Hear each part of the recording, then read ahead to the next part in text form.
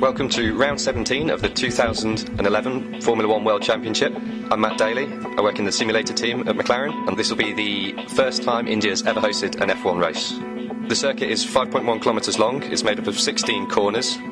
It's characterised mostly by the long straights and tight corners of Sector 1, and by the fast chicanes and the long turn 10 and 11 of Sectors 2 and 3.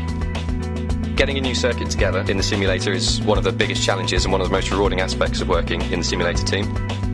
New additions to the simulator track models are normally much easier to do when the circuit's ready in plenty of time. We can get a good survey, we can get lots of photos, and that helps us to make sure that things are as accurate as possible for when the test and race drivers come in to do their prep work.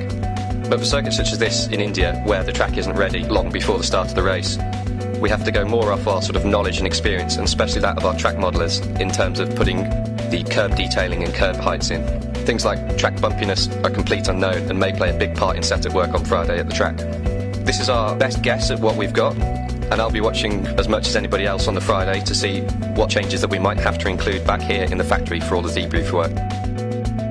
We'll join on board now for a lap of the circuit.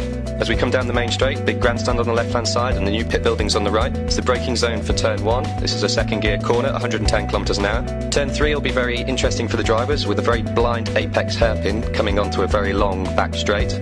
In the simulator we can do things like put bollards on the corner to help the drivers with sight lines and things, but at the track we don't know what they're going to do in this respect. The long back straight is 1.2 kilometres long, and it's the likely position for the DRS activation zone. Coming into turn 4, it's a second gear 90 kilometres per hour corner that opens out with a beautiful downhill view of most of the circuit. It's now all about setting yourself up for the fast flowing sections of turn 5, 6, 7, entering at about 190 kph, getting down to about 145 kph, before again a fast right and left hander going through the apexes at around 200 kilometres an hour.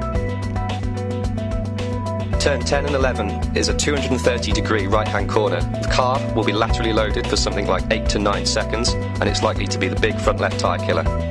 Turn 13 and 14 is another fast chicane, entering at about 200 kilometres an hour, and a blind apex turn 15 sets you up for the end of the lap, coming down to turn 16, which is a second gear corner, probably something like 90 kph, which delivers you back onto the start-finish straight. This has been a lap of the Bud International Circuit. We hope you've enjoyed it, and we're sure India will deliver a great race.